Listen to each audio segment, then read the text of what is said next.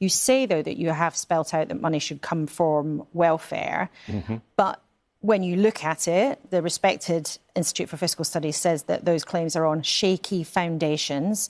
And Kemi Badenoch said at the end of April, it is not yet 3%, it is a start. We will find more savings till we get there. So you haven't yet worked out where you'd get all the money, even though you're very happy to bash the government over that. Hold on, we've taken some really big steps. I mean, the first thing you've got to do is you've got to decide you want to get to 3% in this Parliament. So remember, the government's policy is 3% in the next Parliament. So that could be as late as 2034. And that's 3% of the whole national economy to go to defence. Exactly right.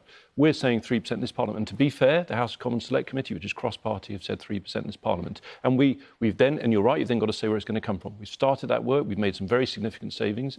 The two-child benefit cap, that's 1.6 billion a year, so 8 billion across the Parliament. We've said we move 11 billion from net zero into defence and 2 billion per year of R&D. So it's a significant extra amount of funding, but we're going to announce more in order to get to 3%. But you accept today that you haven't found all the money? Sitting here, I don't have every aspect of 3%, but I hope to have that. But I think we've made some very big decisions. They are indicative of a party that is willing to cut welfare. And I just want to make one other really important point on welfare, because there's a lot of discussion about it. As I also said when I was last in your programme, when we talk about cutting welfare to fund defence, it is not just about the money, as important as that is, and I think there's a lot to be saved there.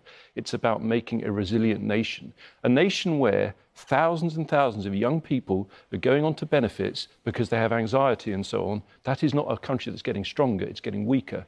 So cutting welfare to fund defence is actually about building a stronger country that's more resilient. But can you remind people, though, what your golden economic rule is? Yes. So the golden economic rule, because national debt is so high, we've said for any savings, half will go, so say we cut spending over here, half will go on the deficit, half will go on whatever we're funding. So you're right, that means, and I think that's very responsible, debt is far too high at the moment. But that means, though, you have to save twice as much as you actually want to spend. So when you say, well, you've found welfare savings of 3 billion, for example, on getting rid of the two-child benefit, restoring the two-child benefit cap, you're nowhere near saying how you're going to find the money for defence. Well, so you're right, it's 3.2 billion. If the next election will be about 3.2 billion, so half of that would be 1.6 billion. So that's 8 billion extra across a Parliament.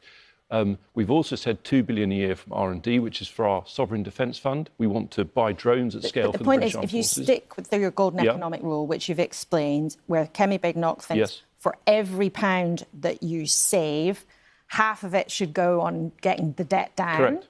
Half of it should go to spending. That means that you're looking for absolutely eye-watering savings from welfare, and you're miles off being able to tell us where you'd get the cash from for defence. That's the point. Well, hold on. In our plan at the party conference, it was 23 billion of welfare savings, which we will be setting out in full.